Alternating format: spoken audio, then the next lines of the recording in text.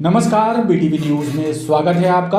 आइए खबरों की शुरुआत करते हैं इस खबर के साथ। मेडिकल कॉलेज या हॉस्पिटल के मेन गेट पर जमे अतिक्रमण यातायात व्यवस्था के लिए चुनौती बने हुए हैं। बेजा कब्जों के कारण आवागमन बाधित होता है।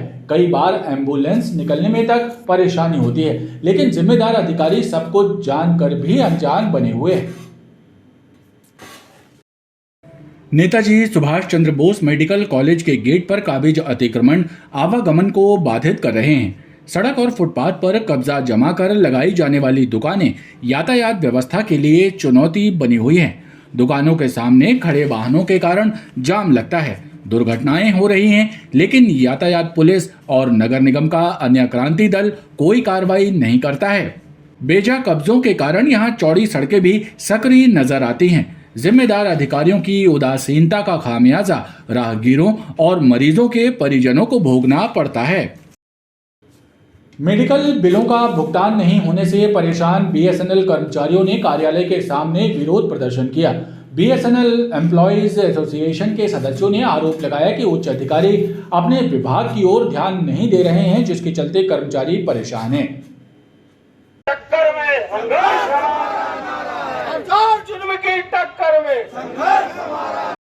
बीएसएनएल एम्प्लॉइज यूनियन के सदस्यों ने विरोध प्रदर्शन करते हुए आरोप लगाया कि उच्च अधिकारी कर्मचारियों की समस्याओं पर ध्यान नहीं दे रहे हैं। कर्मचारी गण अपनी 12 सूत्रीय मांगों को लेकर आंदोलन कर रहे हैं, लेकिन प्रबंधन द्वारा इस ओर कोई ध्यान नहीं दे रहा। हमारा मैनेजमेंट जबलपुर का कोई भी ध्यान नहीं दे रहा इन चीज़ों को लेकर। बीएसएनएल की रक्षा और कर्मचारियों के हितों की सुरक्षा के लिए हम इस प्रदर्शन को कर रहे हैं। हमने 12 सूत्री जो मांग पत्र दिया था उसमें अभी प्रबंधन के द्वारा कोई कार्रवाई नहीं की गई है, कोई रिस्पांस उनका नहीं है और इस मैनेजमेंट ने ये प्रूव कर दिया है कि वो निरंकुश है, वो बीएसएनएल को आगे बढ़ाने के प्रति कोई ध्यान नहीं दे रहा है। इसलिए बीएसएनएल एम्प्लॉई यूनियन इस प्रदर्शन को कर रही है। कर्मचारी संगठन के पदाधिकारियों का कहना है कि कर्मचारियों के मेडिकल बिल तक पास नहीं किए जा रहे हैं, जिसकी वजह से कर्मचारियों में आक्रोश व्याप्त है। आम चुनावों में जिस विभाग के कंधों पर संपत्ति विरूपण की कार्रवाई करने का दायित्व रहता है, वही नगर निगम अब अजाक्स चुनाव में संपत्ति विरूपण के मामले का शिकार हो रहा है। पूरे कार्यालय में बैनर पोस्टर लगा दिए गए हैं, लेकिन अधिकारी आंखें मूंदे बैठे हैं। चुनाव में यदि कोई व्यक्ति या पार्टी शासकीय स्थान अथवा संपत्ति या भवन पर बैनर पोस्टर लगाता है तो उसके खिलाफ संपत्ति विरूपण की कार्रवाई का प्रावधान है। विधानसभा, लोकसभा एवं नगर निगम चुनाव में संपत्ति विरूपण की कार्रवाई करने का दायित्व नगर निगम के कंधों पर रहता है। नगर निगम कार्रवाई करता भी है, लेकिन इन दिनों अजाक्स चुनाव चल रहे हैं। नगर निगम के शासकीय भवन को बैनर पोस्टरों से पाट दिया गया है, लेकिन जिम्मेदार अधिकारी सुध तक नहीं ले रहे हैं। सिर्फ इतना कहकर अपना पल्ला झाड़ रहे हैं कि बैनर पोस्टर हटाने के निर्देश जारी हुए हैं, कल से कार्रवाई शुरू करेंगे। इसमें आयुक्त महोदय ने जांच के निर्देश दिए हैं और तत्काल हटाने के भी निर्देश दिए हैं। अभी 19 तारीख को अजाक्स संघ के जो अध्यक्ष पद के लिए चुनाव होने हैं, उसके लिए जो उम्मीदवार हैं प्रत्याशी, उन्होंने ये प्रचार के लिए अपना बैनर पोस्टर लगाया है। तो आयुक्त महोदय के द्वारा इसे हटाने के निर्देश दिए गए हैं, जल्दी इसमें कार्रवाई होगी। जोनों में भी लगे हुए 15-16 जोनों में भी लगे हुए हैं पूरे सभी जगह जहाँ जहाँ लगे हैं वहाँ से हटाने की कार्रवाई की जाएगी। कब कार्रवाई चालू होगी? कार्रवाई आज से ही शुरू कर दे रहे हैं। बहरहाल दूसरों पर नियमों का हंटर फटकारने वाले अधिकारी अपनी बारी आने पर मौन साध लेते हैं। ये बात पूरे शहर में चर्चा का विषय बनी हुई है। जिले में पुलिस विभाग से संबंधित सीएम हेल्पलाइन की सभी शिकायतों के निराकरण के निर्देश एसपी आदित्य प्रताप सिंह ने दिए हैं। पुलिस कंट्रोल रूम में एसपी आदित्य प्रताप सिंह ने थानों के रीडर और सीएम हेल्पलाइन का कार्य देखने वाले पुलिस कर्मियों की बैठक ली।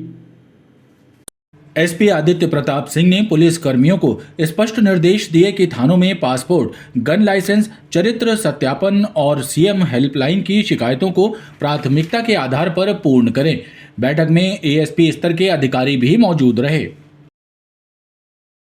ये बहुत साफ है कि 35% जो बल है हमारा कम है, जो एज पर पॉपुलेशन होना चाहिए पुलिस बल वो बहुत संख्या में कम है।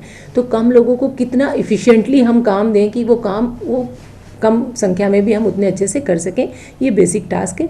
इसी में जो हमारे पुलिस अधीक्षक महोदय हैं वो हर दिन एक नए जो है वर्टिकल्स को बुलाकर उनकी बैठक लेते हैं, जिसमें आज जो है उन्होंने रीडर, जो हमारे थाने के रीडर्स होते हैं, उन्हें बुलाया था और मुख्य उद्देश्य यही समझना था कि अगर कोई जानकारी यहाँ जा रही है थाने से तो वो सही समय पर चली जाए, और पुलिस जो कि 24 घंटे से ज़्यादा 12 घंटे से ज़्यादा काम कर रही है थानों पर, वो ओवरबर्डन ना हो, उन्हें कैसे हम रिलैक्स कर सकें बीच के समय पर, इसी पर जो है वो चर्चाएँ की गई थी। शहर में फुटपाथों और सड़कों पर अतिक्रमणकारियों का कब्जा आम बात हो गई है। हद तो ये है कि अतिक्रमणकारियों ने जिला कलेक्टर कार्यालय के आसपास फुटपाथ पर कब्जा कर लिया है और अघोषित तौर पर दुकानें लगाना शुरू कर दी हैं, जिससे पैदल चलने वाले राहगीरों को परेशानी का सामना करना पड़ रहा है। शहर में फुटपाथों और सड़कों के किनारे अघोषित तौर पर फुटकर मार्केट संचालित होने लगे हैं, जिससे राहगीरों को परेशानी का सामना करना पड़ रहा है। हद तो ये है कि जिला कलेक्टर कार्यालय के आसपास फुटपाथ पर अघोषित दुकानें संचालित हो रही हैं। फुटपाथ पर अतिक्रमणकारियों का पूरी तरह से कब्जा है, जिससे पैदल चलने वाले राहगीर परेशान हैं। इतना ही नहीं, जहां फुटपाथों और सड़क पर जगह खाली नजर आती है, वहां लोग वाहन की पार्किंग कर देते हैं, जिससे लोगों का निकलना तो मुश्किल होता ही है, साथ ही यातायात भी बाधित हो रहा है। पार्किंग दिखती है और फुटपाथ पे धंधे लगा के रखते हैं, समोसे, वड़ा पाव, ये कुछ भी लगा के रखते हैं। पब्लिक को, जनता को दिक्कत होती है, कटिंग मारने में दिक्कत जाती है कलेक्टर, और नगर निगम कुछ कर नहीं पा रही है। अब धंधे खुलते जा रहे हैं वहाँ पे। हाँ, और पूरी गाड़ियाँ पार्किंग लगी रहती है, कोई सुनवाई नहीं करती है नगर निगम, ना कोई कलेक्टर, ना ये ट्रैफिक पुलिस भी कुछ नहीं करती। किन दिक्कतों का सामना करते हैं? कलेक्टर के सामने पूरा पार्किंग ही रहता है, लेकिन कोई सुनवाई नहीं होती है। शहरवासियों ने फुटपाथों पर संचालित होने वाले अघोषित फुटकर बाजारों और सड़कों पर लगने वाली अघोषित पार्किंग पर कार्रवाई करने की मांग शासन प्रशासन से की है। रेल यात्रियों के मोबाइल चोरी करने वाले एक शातिर चोर को जीआरपी की टीम ने गिरफ्तार किया है। आरोपी से यात्रियों के 2 मोबाइल बरामद किए गए हैं। पुलिस के मुताबिक आरोपी पूर्व में भी चोरी के मामले में गिरफ्तार किया जा चुका है। शासकीय रेल पुलिस जबलपुर की टीम ने रेल यात्रियों के मोबाइल चोरी करने वाले एक शातिर चोर को गिरफ्तार किया है। गोहलपुर क्षेत्र में रहने वाले मोहम्मद अदनान से रेल पुलिस ने यात्रियों के चोरी किए हुए 2 मोबाइल जब्त किए हैं। आरोपी को न्यायालय के समक्ष पेश कर दिया गया है।